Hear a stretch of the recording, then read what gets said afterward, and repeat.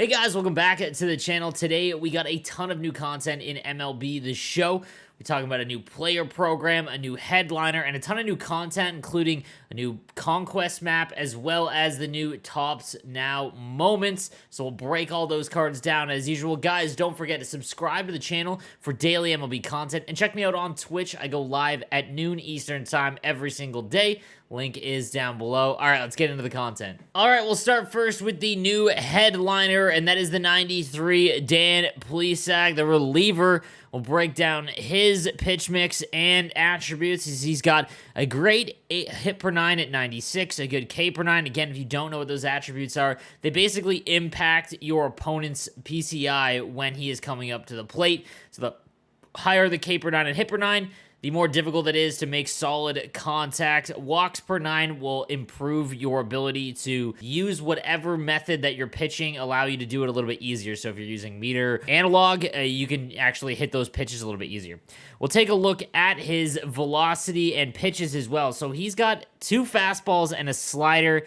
And in my opinion, if you're playing anyone that's really, really good, you've really got to locate these pitches to be effective. I'm not a huge fan of basically if it comes in straight, it's a fastball, and if it comes in and if it's not, it's a slider. It's very easy to read after a couple pitches. That being said, the control on the slider and fastball and the four-seamer are phenomenal at 96 and 94, and the break on both are also fantastic, almost max. Velocity goes from 98 to 91.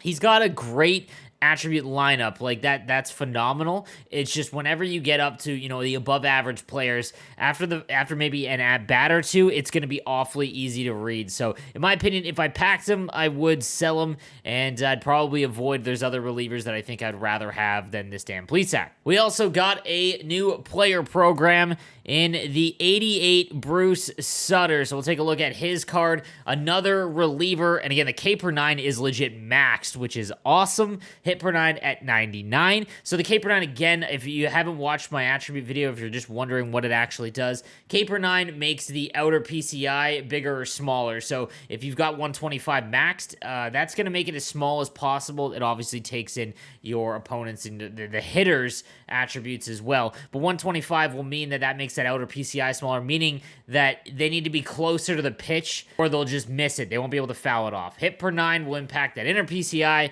Obviously that's going to be that solid contact. So he's got great attributes there. Control and velocity are awfully low. But the break is phenomenal. Now he's got a splitter, four-seamer, and a slider.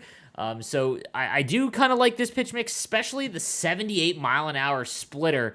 That's awfully tough to hit for anyone that isn't, a very good pitcher, just because that's awfully slow, like real slow. Not a lot of pitchers under 80 when you're trying to actually put some contact on the ball. The fastball only at 92 is a little low, but it is going to be awfully tough to go from, let's say, if you bring in Bruce Sutter or if you had a Aroldis Chapman, for example, it's just awfully hard to keep that, cadence and keep them on balance. Take a look at the control. That splitter is gross, and a splitter is really hard to hit. One of the more effective pitches in MLB 21. The four-seam is tough to locate, and the slider is, I would only pitch the slider outside of the zone, especially to, a righty. Then the pitch break, 99 on the splitter. So that is basically his go-to pitch, and it is going to be extremely effective. This is a really fun reliever, and, even if you're free to play or if you've got a God squad, this is a nice pitcher to have in your arsenal and someone that could definitely miss a lot of bats when you combine the fact of that 125 K per 9. How you get him, and again, just do the moments. If you go through all of the moments, you're going to be almost all of the way there, and then it'll require some of the missions as well, like strikeouts with relief pitchers in online games, or save a pitcher save a game with the Chicago Cub pitcher, or you can just defeat the CPU on All-Star if you don't want to play online. Very, very quick to get this done, and again, you'll get a pretty solid relief pitcher for your bullpen. So we got new Tops Now moments as well. So if you complete those daily or those Top Now moments, if you do them all, you get the choice pack, so you can decide between a couple of diamond players. So we'll take a look at the 89 Eduardo Escobar, third base with pretty much everything eligible. First base, second, short, all in the infield, and then left field, right field just can't play center. You look at the power against righties at 100, that's solid. Power against lefties and contacts a little bit lower, but again, his versatility makes him nice, and his fielding isn't awful. It's nothing crazy, but 66 speed, so he's not going to kill you there either.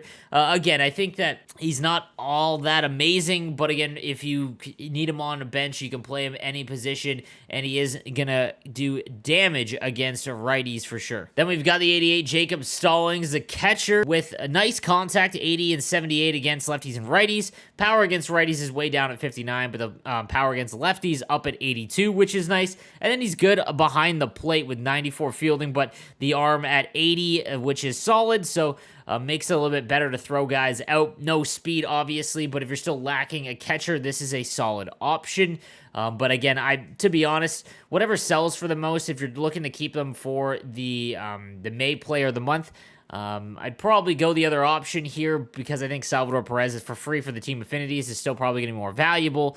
But yeah, still a nice catcher for sure. Then we've got the 87 Bobby Dalbec from my Red Sox, first and third eligible. Phenomenal hitter card. Again, 108 power against lefties, 93 against righties. Contact against righties a little bit lower. Lefties up at 82. And his fielding isn't bad. Can play third base, which is nice. Speed is not really going to be much of anything. But again, a nice first or third baseman. Now, the one thing I'll say is that there's a lot of great power hitters, obviously, at first and third. But if you don't have one of those positions, this is a great power card for you. And man, it's Bobby Dalbec. Let's go. And then we've got the 87 Corey Kluber. And there was a ton of memes about getting a 99 Corey Kluber card like from MLB 20, which was absolutely devastating for basically the entire year. This one isn't nearly as impactful with 85 stamina, 77 hit per 9, and 89 K per 9. The K per 9 is nice. Nothing crazy about this card, though, in terms of his attributes. When you look at his pitch mix, that 91-mile-an-hour sinker, cutter at 88, slurve at 81, and the fastball at 92, changeup at 83. So a nice pitch mix. Again, cutter and sinker, obviously effective pitches. I loved his slurve last year. Not a ton of velocity on his pitches, though, which is kind of tough. When you look at the control, though, cutter and slurve at 99 is phenomenal. Everything else at 77. And then the pitch break, that slurve at 99, which just looks like it could be a wipeout pitch, is awfully interesting. So, two great options there with the 87 overall Corey Kluber. And just to give you guys an update on my team, I've basically hit the end game. I finally got Chipper Jones, and my goodness, is he automatic. I love Alfonso Soriano as well, and I just got, chat pressured me into getting Byron Buxton, even though I was using, Acuna in the field, as well as Steve Finley. He's been, great. You really notice his defense in center field. Got Mike Trout with David Ortiz, Jackie Robinson Posada, and Ernie Banks. On my bench, I've got Acuna and Finley with the level 5 superfractor Albert Pujols, then Ricky Anderson and Salvador Perez. In my rotation, I've got Tom Glavine, Frank Tanana, Feller, myself, and then Corbin Burns. In that bullpen, I've got the 95 Rich Gossage, as well as Franco. Franco's, by the way, Franco's screwball at 73 miles an hour is just tough to hit. Matt Barnes and Aroldis Chapman. So guys, that is going to do it for today's content. Let me know what you think in the comments section down below. Also want to talk quickly just about there was a stub sale, a flash sale. If you were online or if you follow MLB the Show on Twitter, you would have seen it. If you go to the marketplace right now, I believe it is still on. And maybe at the release of this video it won't be, but there is $25K and you get a diamond player. This heavily impacts the market, guys. So whenever these flash sales happen, whether it be for just stubs, a cheaper price for stubs, or packs like this where you get a guaranteed diamond, go and watch for those diamonds that you need, because it can tank the higher overall diamonds or the middle tier quite a bit. And especially if you're holding on to them, don't sell. Just wait. The market will even back out in about a day or so. But yeah, these flash sales usually heavily impact the market, especially the day of. So I just thought I'd let you know. All right, guys, that is going to do it for today's video. Thank you guys for watching. I'll see you next time. Have a good one.